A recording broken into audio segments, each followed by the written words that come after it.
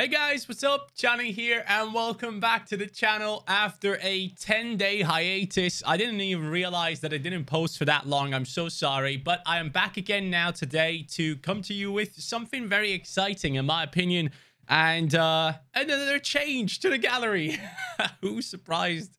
I'm not. Honestly, at this stage, I might have to be the most flip-flopping manager of all time. But I think now I am trying to build myself a base in something that I'm really excited about, which I mentioned in one of the latest videos. If you guys remember, I did tell you that I want to go under 23 heavy, and I have now to 100% followed that rule. Basically, any player in my gallery at this point, I believe, is under 23. So that excites me. I want to showcase to you guys who I have brought in, what the plan is, what the teams are looking like. And also, we're going to go through the new lineup builder on Sorare data, which is open to anyone right now for a couple of weeks, I believe. And I personally haven't checked it out yet, so I'm excited to go through it with you guys so we can discover what's new together. But going into this right now, I can tell you that I honestly am very excited about where the gallery is. First of all, because after the change, we are now due a reward as well. And I'm going to show you guys where we actually finished up in this midweek, which is exciting. But generally speaking, I can't wait to see what we can achieve with the teams that we have at the moment. So let's dive into it. Let's see what has changed. As you guys might know from the previous episodes, we did bring in the likes of Marcelinho Nunez and Muleka's super rares. You do know that we also have Osako's super rare around here. And if you do remember, we also had Delcroix, his super rare. Now, Delcroix, it's tough out here, boys. It is very much tough out here. Let me show you what happened to him. He basically was playing extremely well for Anderlecht, right? Getting great scores for a super rare, basically guaranteeing me like 60+ points every single game. And sometimes he would hit those 100s, which were obviously very exciting. Then Vertonghen started coming into the squad, and immediately he got dropped. And Vertonghen came out and actually said, hey, you know what? I like to play the left centre-back position. That is my preferred position. That is where I want to play. And that is Delcroix, his position. So it's not looking good. So I got out of Delcroix while I could. I actually got a decent amount for him in a swap deal. I managed to get, sorry if you can hear the Hoover in the background. My wife is currently cleaning up the home. But yeah, like if you can hear that, I'm sorry. But Delcroix right here, he is one that got replaced by Vertonghen. I swapped his super rare for a goalkeeper that is worth 0.85 ETH and an attacker who's apparently worth around 0.23. So I bought Delcroix for 1.1 at the time where he was getting great scores, right? And now I've let him go for, what is it now? It's 1.075, right?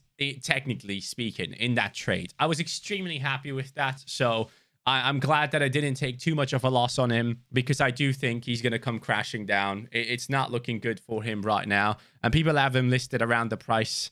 Yeah, I don't think these guys are going to be too successful getting rid of this Delcroix, which is a huge shame because he was an amazing scorer. He was a long-term injured player that now comes back, plays well, and immediately Anderlecht give up their trust in him and bring in Vertonghen. And that's quite upsetting to see for him. But we have moved on Delcroix rare and super rare as well. And here are some of the new lads. So, Tayyip Sanuc, as you guys know, I have brought him in due to the fact that I think he's going to be a Besiktas starter very soon. He has slowly been brought into the team at Besiktas, and he's actually predicted to be in the starting lineup at around 70% now. And he would be huge. So, as you guys can see right here, last game that he played for Adana Demirspor, he got a 79. Last game for Besiktas, he got subbed on around 15 minutes to go. And he did, I believe, come in for Uysal, who is the captain of Besiktas, but this guy is absolutely terrible. I cannot explain to you how awful he is. I know you see some of these higher scores here, but guys, trust me when I say that he might just be the worst centre-back I've seen in a long time, especially when it comes to getting the ball out of their own half and putting it into the attack with long balls and all that good stuff. Every single long ball he played landed at the feet of their opponents. So it was just painful to see. I think you might be able to see it here.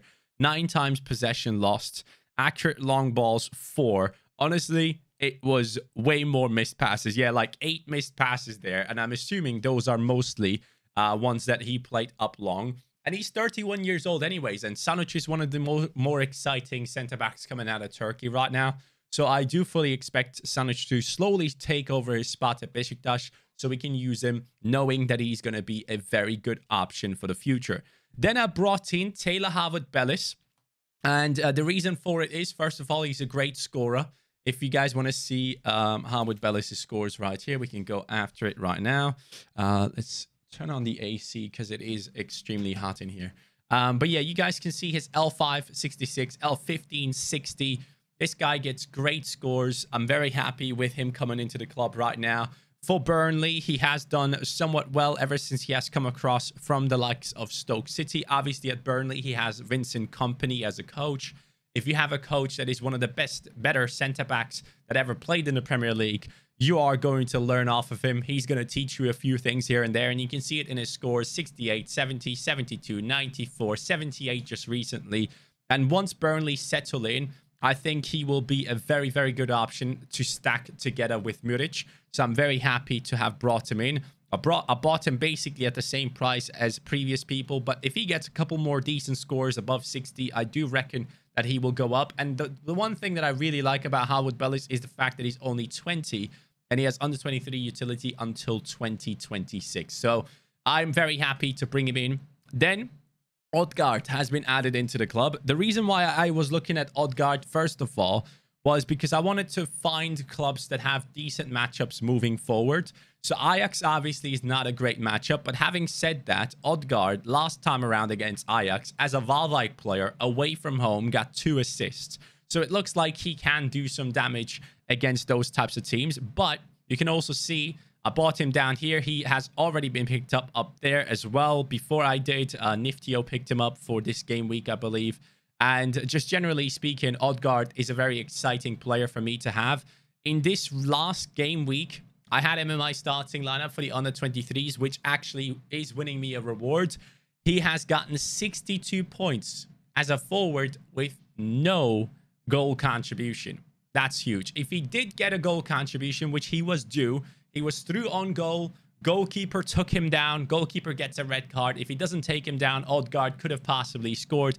It was a bit sad to see. And then he also had multiple chances. The 4th goal, Sugawara takes the ball down the right-hand side, keeps sprinting. And instead of passing it on the inside to Odgaard, who's completely open, he decides to go for it himself, which upset me quite a bit because it could have been a clear and easy goal for Odgaard, which would have put me into an even higher ranking. And I would have really appreciated that. Sorry, I'm just quickly changing the batteries for my headphones right here.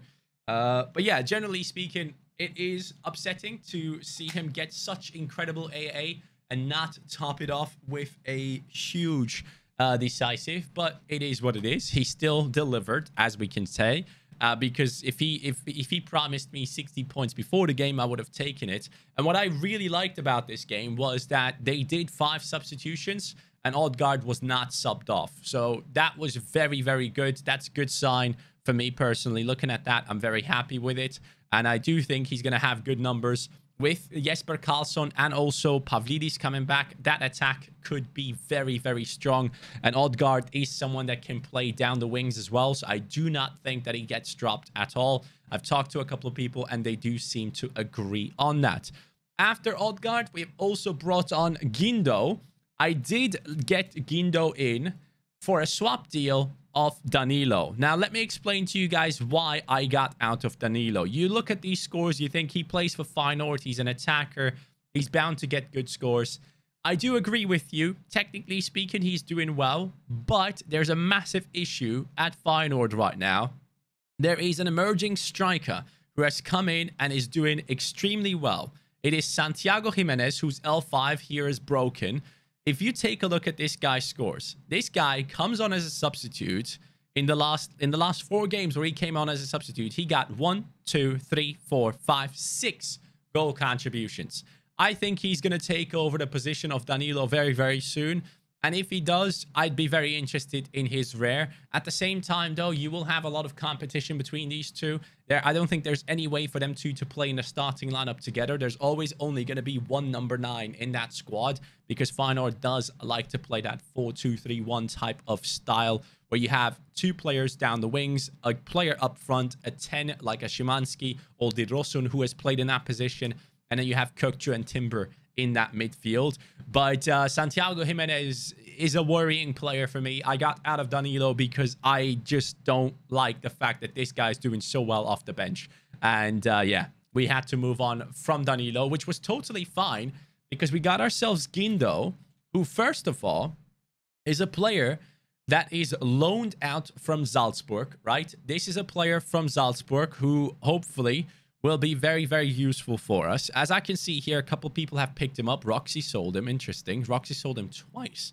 He must have had a bunch of his. But you guys can see his scores right here. Guindo, 61, 72, 74, 61, 88, 57. The good thing is, I do believe this team does not have any new cards coming. We got him with a 7% bonus. And since he's not going to get new cards, I assume, this is going to be quite a useful one. And he's a rookie card as well, which I really like. The looks of it, like the rookie cards, I think these ones look much better than the new rookies that we have in this season. But yeah, I have brought him in. I'm very happy with the addition of Guindo. He's only going to be usable after the international break, though, so we have to be aware of that. Moving up the list, we have the 2 players that I got for the swap deal of Delcroix, his super rare. We have Nico Cavlina, who I don't necessarily think anyone knows of. And let me tell you why. Ooh, how much did he sell for there? How much is that in terms of ETH? What is that? 0.815. Let's freaking go. Nice. So he's selling. This guy is a recently swapped over player from Dinamo Zagreb. He has moved over to Lokomotiva Zagreb. He is a locked-in keeper, apparently, according to Josh Forth. I'm going to quote him there. But he's basically saying that he's playing for a mid to lower table side right here in Zagreb, in Lokomotiva Zagreb. And he's going to have decent AA every game. If he doesn't concede 3 goals, you're looking at a good goalkeeper here that can get you good AA scores. So he's coming into the squad. I'm very excited to have him as another option that I can pop in. While Osako is still here, we have a bunch more games where we can hopefully earn ourselves enough to get another U23 goalkeeper that I actually really do like in terms of his scores and such. But we're going to work our way towards it. Osako is still available for another 5 game weeks. So we should be fine when it comes to that. Hopefully, we can make the best of it, because there are some good matchups here, considering Sanfrecce are one of the better teams out there. And again, Osako has under 23 utility until 2024. So that super rare is going to come in handy so many times for me in the future. And I do actually plan on keeping a hold of this one, unless anything changes about his situation, moving to a different team or anything like that, which I really hope does not happen. But yeah, we have those players coming in. Then we have Spijic, who has started off really well into this season.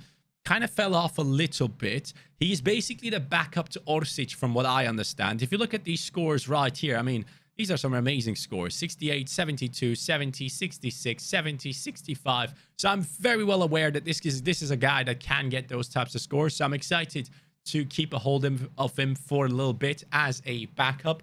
And I hope to see him perform a little bit during these midweeks. He is up against our goalkeeper, against Lokomotiva in this next game, and they are expected to smash them up, but there might be some rotation. I don't know if there will be. Orsic obviously has international games coming up for Croatia. I don't know if they will rest him. I don't think they will. I don't think the club cares. So, yeah, Spijic could be in a starting lineup, but even as a substitute, he could do some damage. He's worth a little bit of money, and when we look at the auctions right here, 0.24 is what he's up for at the moment. And I could sell him for at least 0.22, I believe. So, yeah, Spijic is going to be here for a little bit, not for a long time, unless he turns into an absolute monster. We're going to see what happens there.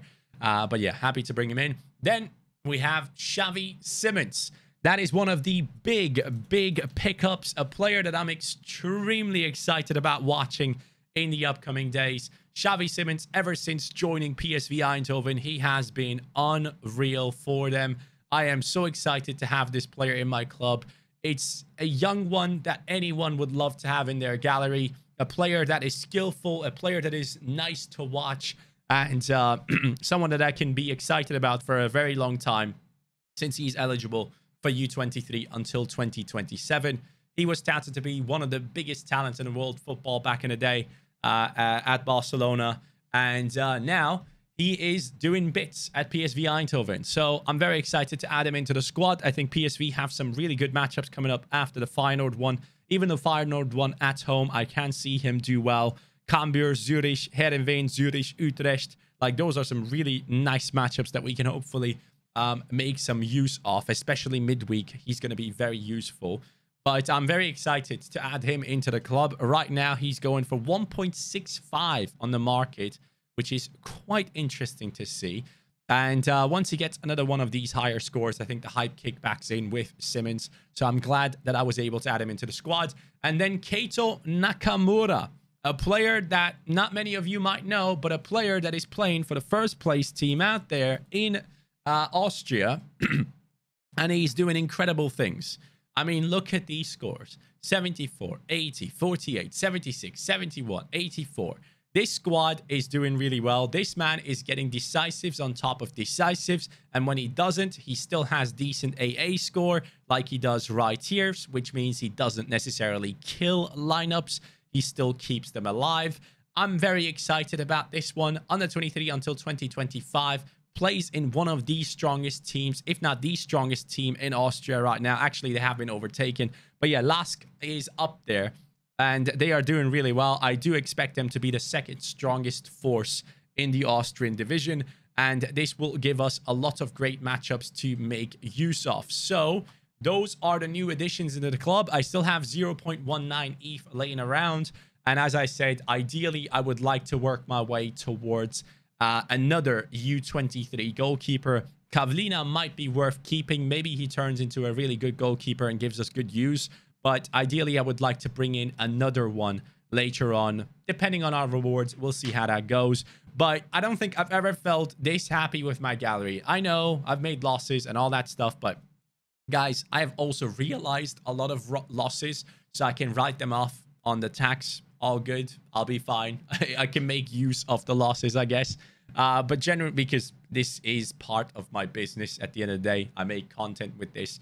The benefits of being a YouTuber, I guess. But yeah, I'm very excited to have these players in the club. Soler hopefully will be back soon. Szymanski hopefully will be back soon as well. He's actually expected to possibly be at least on the bench for Feyenoord in the game against PSV Eindhoven. So that is quite exciting to know.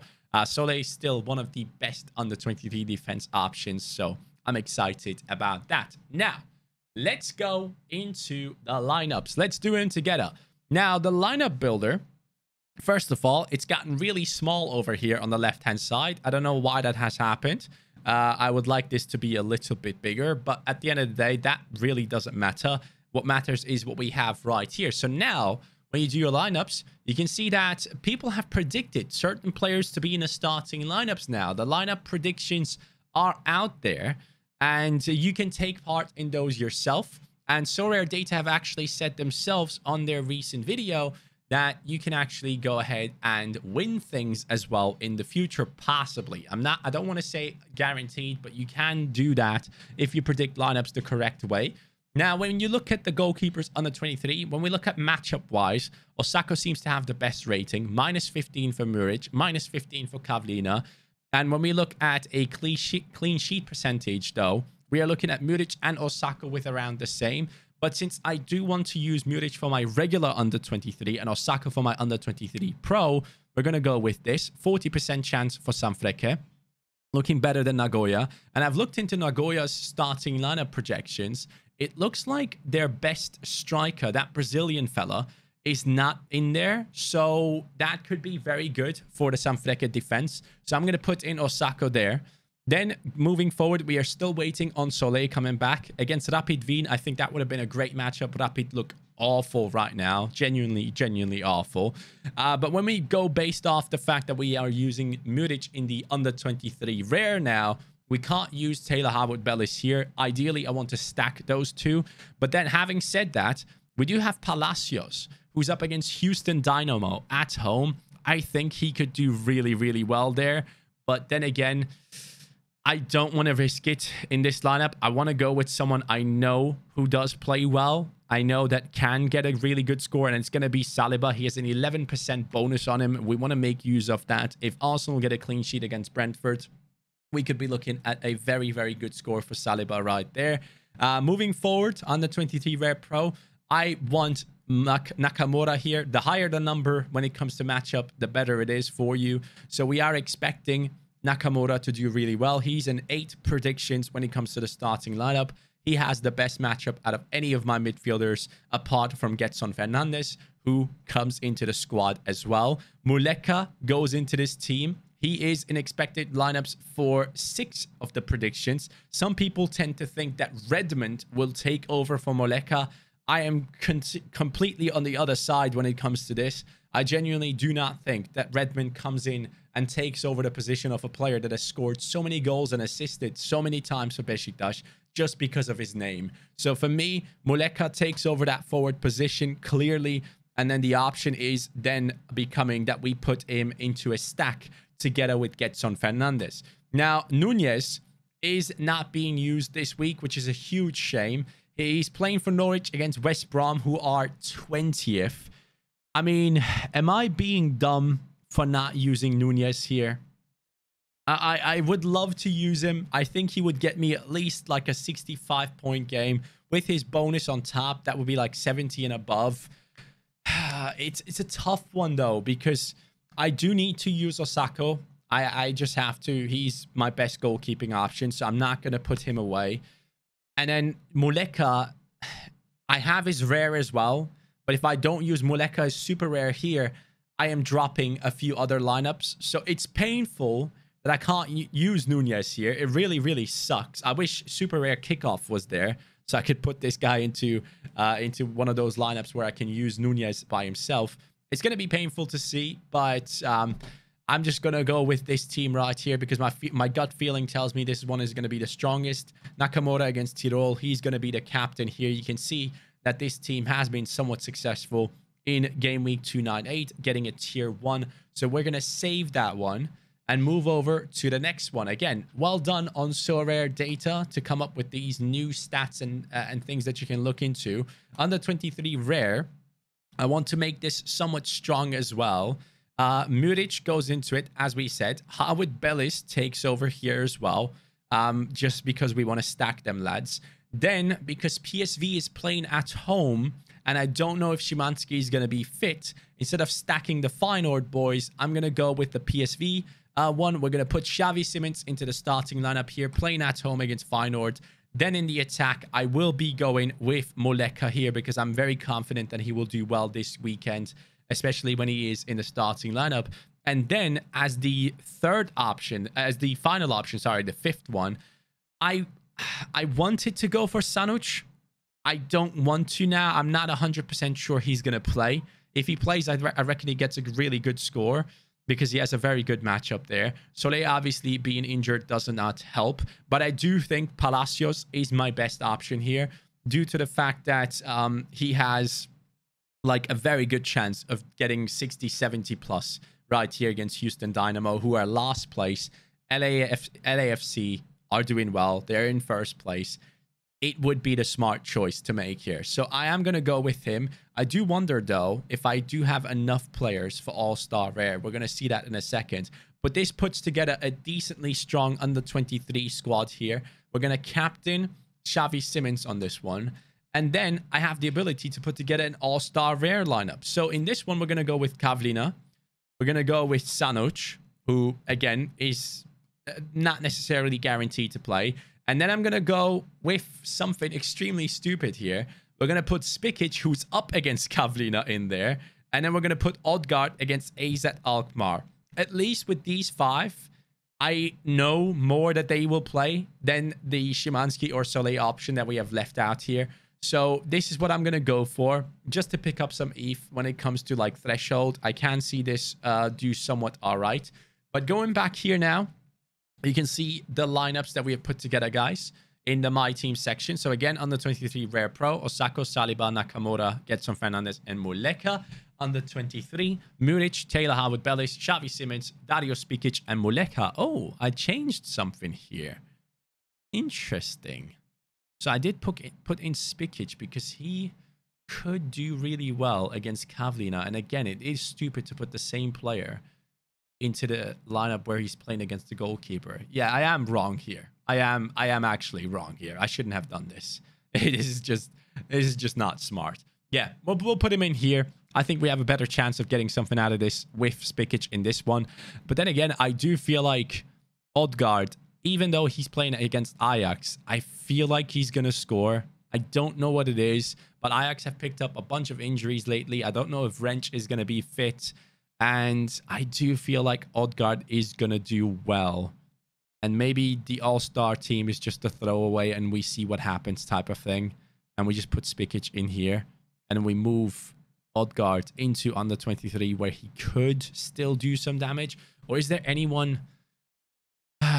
Nah, man. Palacios has actually a good chance of scoring high. I want the under 23 rare to be strong. So Spijic, you're going to be taken out because Palacios is guaranteed to play. I'd rather have a full lineup, another full lineup of players that are guaranteed to play instead of trying to do 2 good strong teams, or 3 in total. So now for the all-star, we're just going to put in the rest what we have available. Just whatever we have, right? We have Sanuc, we have Kirktrue, we have Odegaard, and then I'll put in Szymanski in case he plays. Or do I mean, Spijic is not necessarily expected to play anyways. Orsic is probably going to play. I'm going to put in Szymanski, and I'm going to captain Kirktrue. Let's see what happens. That team is basically just a throwaway at this stage, but at least by throwing away the all-star team, we have 2 actually decent-looking teams when it comes to the under-23s, and that is my main focus. But that is what we're going for now, guys. I'm very, very happy to see how the gallery has changed, and honestly, this is one thing that I can tell you guys right now. If you are playing Sorare, it might actually be worth to go all in one region, because first of all, you learn so much about the region itself. You learn which teams to look at, which matchups to look at when it comes to other, like for under 23, I look at like the matchups of Ajax. I look at the matchups of Porto, Sporting, those types of teams I look at to understand Salzburg, to understand, okay, what kind of chances do I have of winning things?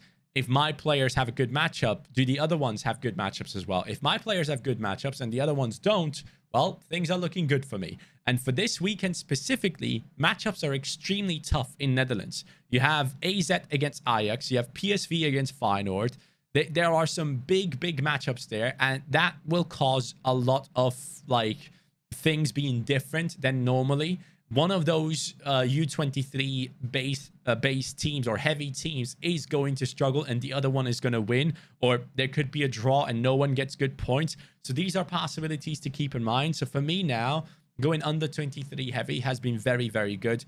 I'm genuinely excited to see what we can do in under 23 and build from there. And I was initially thinking I want to build into like all-star for other regions for like the summer and all that good stuff. But maybe instead of building into those regions, what I should be doing now is when I do win under 23, first of all, I want to increase the strength in my lineup, right? I want to keep adding to it. If I buy new players now, it's only going to be players that will strengthen under 23 because I'm clearly not there yet. I still need players like Jota, Gakpo, Skov Olsen. There are still a couple of players that I would love to pick up to genuinely put my gallery in terms of under 23 in a spot where it's going to be one of the strongest out there. So that's something I want to achieve. And then once we are done with that, once we have the players that I feel like are going to be helping me now, I want to go and build into players that will help me after the World Cup. So players that are from like Japan. I think I'm going to go Japan heavy for the next under 23 year. The reason for that, or Japan and South Korea heavy, the reason for that is those games I can actually watch. MLS is like 2 a.m., 4 a.m., it's painful, and then when I go to sleep, I keep thinking about the games. I'm not even joking. Like, I can't even sleep properly. I wake up 4 a.m., 5 a.m. in midnight without like an alarm. I just wake up because I'm so anxious. I want to know how things have gone, and I check the scores. And I would like to watch my players. Now, having said that, I know for a fact I'm going to buy a bunch of MLS players as well, because it's just the way it is. But technically speaking, I would love to kind of focus on the Asia slash, you know, the, I mean, Japan slash Korea market. That's what I would love to do. But yeah, guys, we're looking good. We are looking very good right now when it comes to under 23. It excites me, and I can't wait to see what our reward is going to be, because we are winning a tier 2 rare. Yes, we have finished up with this team. Muric 38 points, Harvard Bellis 79, Kökçü 66, Odgaard 62, Danilo 62. Obviously, these are the scores without the bonuses, I believe. And when we look at the leaderboards, let's take a look at the first place. First place got 410 points. That's not too far away, honestly. If our goalkeeper got a clean sheet and Odgaard did score, we could have possibly been up there. But, you know, it is what it is. I'm happy that we are finishing in, like, the mid-range when it comes to tier 2 rares. So there are some decent players in there that I would absolutely love to pick up. So if we go into, like, mid-range right here, I think this Bjorn Meyer guy is actually quite decent, isn't he? He's doing really well for Bruges. He is up there for 0.25. Like, I've seen the range of the players in terms of what their value is, and I've realized that there is like 0.1 to up to 0.3. It really depends. So keep that in mind. That is what we're kind of looking at in terms of the values of the players that we could pick up. I would love to pick up someone that I can actually use, so I can have them in my trophy cabinet, which I want to build up as much as we can.